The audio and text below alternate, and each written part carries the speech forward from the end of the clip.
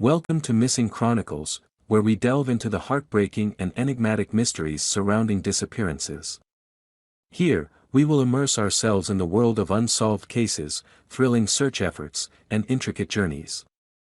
The goal of this channel is to spread awareness, foster community connections, and provide support to the families and loved ones of the missing. Join me as we embark on a suspenseful journey, hoping to uncover the truth behind these missing chronicles. Help us sustain and grow Missing Chronicles by becoming a patron on Patreon.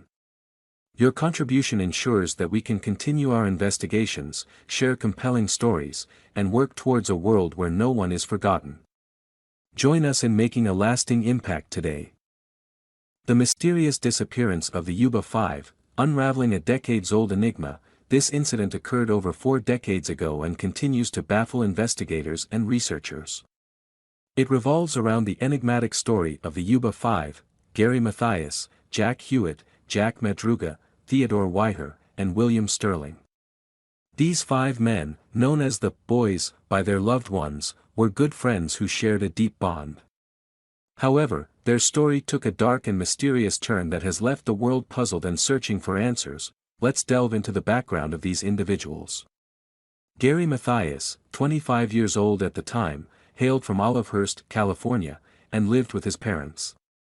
He assisted his grandfather in running a gardening business. Gary had previously served in the military but had been discharged 5 years before his disappearance due to psychiatric reasons. He had been diagnosed with paranoid schizophrenia and was known to have violent outbursts during his time in the Army. Jack Hewitt, 24 years old, also resided in Marysville, California, with his parents. He had mild learning disabilities diagnosed. Jack Madruga, 30 years old, lived with his parents in Marysville as well. He had recently been laid off from his job as a busboy and also struggled with undiagnosed learning disabilities. Theodore Whiter, 32 years old, hailed from Olivehurst, California, and was diagnosed with learning disabilities. Lastly, William Sterling, 29 years old, was from Yuba City and had a deep religious faith. He was a close friend of the other men and shared their learning disabilities. The events that unfolded for these 5 men were deeply disturbing and perplexing. They were all high-functioning individuals who attended vocational rehab programs. They were members of a Special Olympics basketball team called the Gateway Gators and were eagerly looking forward to participating in a tournament scheduled for the following Saturday. The winning team would be rewarded with a week-long trip to Los Angeles, including a visit to Disneyland. On the night of February 24, 1978, the men made plans to attend a basketball game.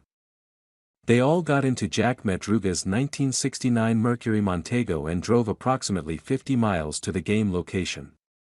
After the game, at around 10 p.m., they stopped at a market called Beers Market, located 3 blocks away, to purchase snacks. Following this brief pit stop, they headed south to return home.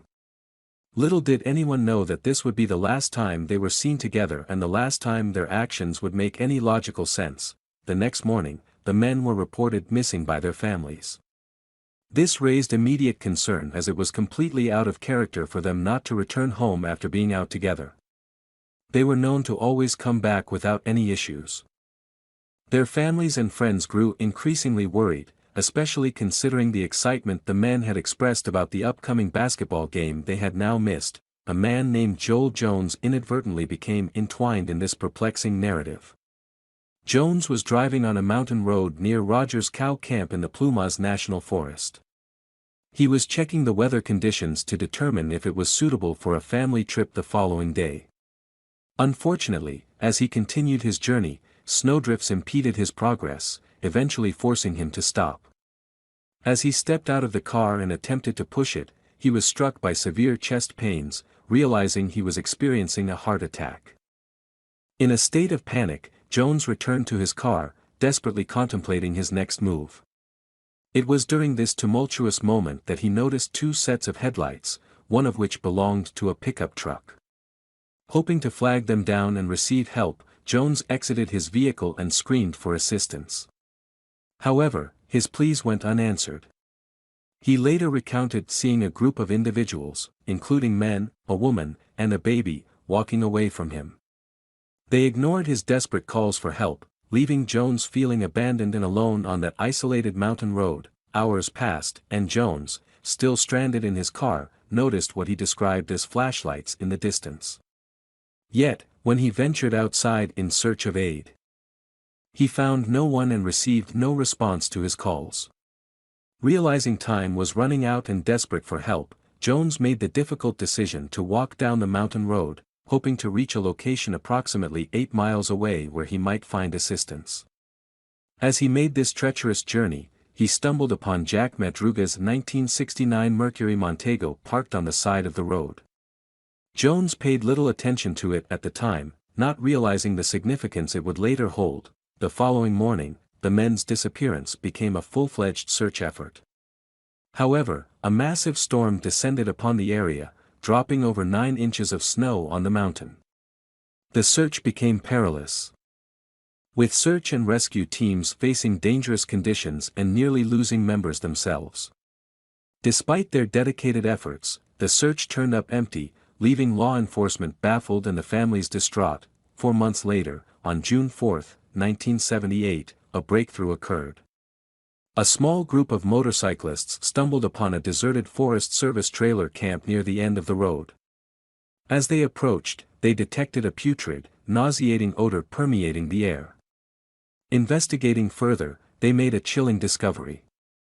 Inside a 60-foot trailer, they found the lifeless body of Theodore Weiher.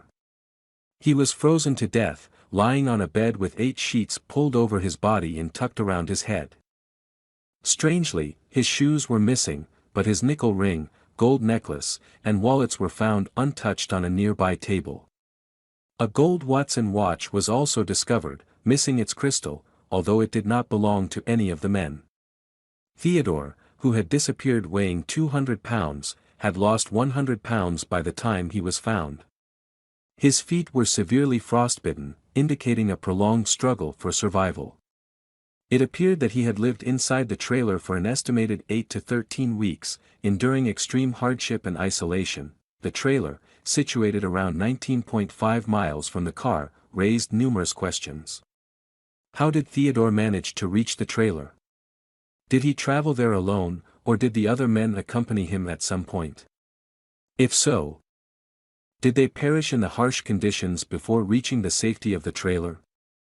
The mystery deepened as investigators discovered peculiar details. Theodore had not built a fire in the trailer, despite matches being available. Paperback books and wooden furniture could have provided fuel for warmth, but they remained untouched. Additionally, canned food had been opened from an outside storage shed using an Army P-38 can opener, a tool that only Jack Madruga and Gary Mathias would have known how to use. Strangely, another shed contained enough food to sustain a group of 5 individuals for an entire year. Furthermore, a propane tank in a separate shed had gone unnoticed by the search parties. The investigation took a confusing turn when investigators found 3 wool Forest Service blankets and a 2-cell flashlight by the side of the road, slightly rusted and turned off. It remained unclear how long these items had been there. The discovery raised more questions than answers. Why were these items found there, and who left them behind? The search efforts continued, and 2 days later, Jack Madruga and William Sterling's bodies were found 5 miles away from the trailer, around 11.5 miles from the car. Jack's body had been partially consumed by animals and dragged approximately 10 feet to a nearby stream. He was found face up, with his right hand curled around his watch. William's remains were scattered across a wooded area, spanning a distance of 50 feet. Only his bones remained, as nature had taken its course. Due to the gruesome condition of their bodies, law enforcement attempted to dissuade the families from participating in the search, hoping to spare them the distress of seeing their loved ones in such a state. 2 days later, in a different area along the same road, Jack Hewitt's father discovered his son's backbone. Despite the authorities' efforts to dissuade him from continuing the search, Jack's father was resolute in his determination to find his son. Eventually, Jack's skull was located approximately 100 yards from the rest of his remains. The family's dentist confirmed the identity through dental records. Notably, Jack Hewitt's remains were found northeast of the trailer, while William and Jack Madruga were discovered northwest of the trailer, a quarter of a mile away. During the search, searchers discovered 3 wool Forest Service blankets and a flashlight. The flashlight was slightly rusted and turned off. It is still unknown how long these items had been there and who left them behind. The findings added to the overall puzzlement surrounding the case. The investigation into this baffling incident raised more questions than answers. Why did the men travel so far from their homes and venture into such a remote area? Why did they abandon a perfectly functioning vehicle instead of attempting to free it from the snow? Moreover, why did they walk uphill into the treacherous mountainous terrain in heavy snow? It would seem more logical to walk downhill and seek help. The fact that they stumbled upon the trailer raises additional uncertainties. Did they all make it to the trailer, or did some perish before reaching it? Did Gary Mathias make it to the trailer as well, considering his shoes were found inside? Unfortunately, Gary was never found, and there is no evidence of foul play. Investigators and researchers have grappled with numerous theories and possibilities. Some suggest that the men encountered something terrifying that prompted them to flee into the mountains. Reports of sightings and strange occurrences in the area have fueled speculation.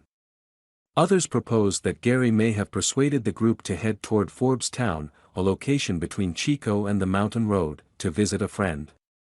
However, these theories fail to account for all the circumstances and peculiarities surrounding the case. The Yuba 5 case remains a confounding enigma, leaving investigators, families, and the public searching for answers. Despite extensive efforts, there is no conclusive explanation for what transpired on that fateful night. The absence of evidence pointing to foul play adds to the mystery, making it even more difficult to comprehend. Something highly unusual and inexplicable occurred on that remote, lonely mountain road, forever altering the lives of the 5 young men and their families. The truth behind their fate and the events that unfolded may forever remain elusive. Thank you for watching Missing Chronicles. We have explored captivating stories and searched for answers behind the vanished. Don't forget to hit the subscribe button to stay updated with our latest videos. Share these videos to spread the message and assist affected families and loved ones. If you have any information related to the cases we've discussed, please leave them in the comments section. Together, we can make a difference. See you in the next Missing Chronicles.